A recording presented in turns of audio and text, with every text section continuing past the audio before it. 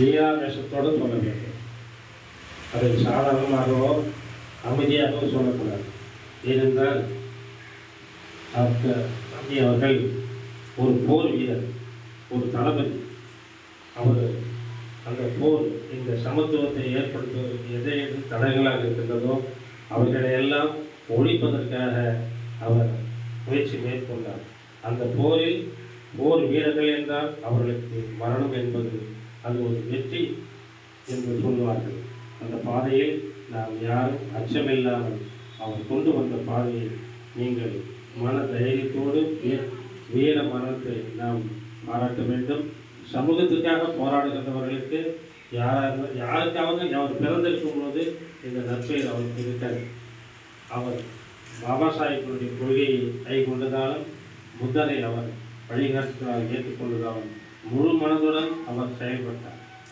இல்லை என்றால் இந்த ஜெய்பீம் என்ற ஒரு வார்த்தை தமிழகத்தில் பரவியிருக்கார். ஆகையால் அதை நீங்கள் ஒரு உணர்வுபூர்வமாக ஏற்றுக்கொள்ளுங்கள். நாம் இன்று அந்த சமத்துவத்தை நாம் ஏற்படுத்த செய்கின்ற ஒரு போர்வாளாக அதை நினைத்து வீரத்தோடு தான் சொல்ல வேண்டும். அதை சொல்வதற்கு எந்த அச்சமோ கூச்சமோ பட வேண்டாம்.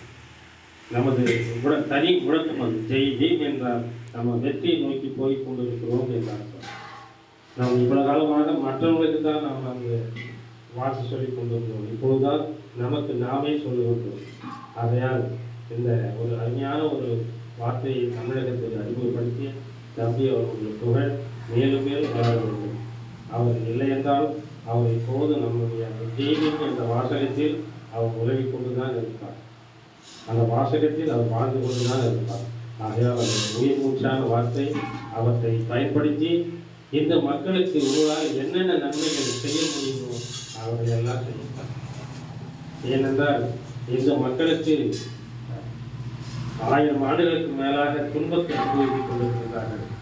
அவற்றை போக்க வேண்டும் என்றால் அவர் சாதாரணமான விஷயம் அல்ல. நாம் ஒற்றுமையாக இருந்து நல்லவர்களாக இருந்து நாம் அவர்களுக்கு கொண்டு செய்ய வேண்டும். நீங்கள் படுக்கும் பொழுது நாளைக்கு இந்த மக்களுக்கு என்ன செய்யலாம், என்ன நன்மை செய்யலாம் என்று நினைத்து படுத்தீர்கள் என்றால் காலையில் எழுந்திருக்கும் போதே உங்களுக்கு விடை கிடைக்கும். இது செய்யலாம் என்று இரவு பூராக உங்களுடைய மனம் அதை கால்குலேட் பண்ணி ஒரு வழியை காட்டும். நீங்கள் காலையில் எழுந்திருக்கும் போது வழி கட்டாயமாக தெரியும்.